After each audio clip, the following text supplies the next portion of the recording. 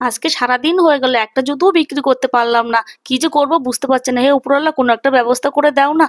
বাবা, কি হয়েছে? দেখো না কি সুন্দর জুতোর দোকান, ওই জুতোটা আমি নেব।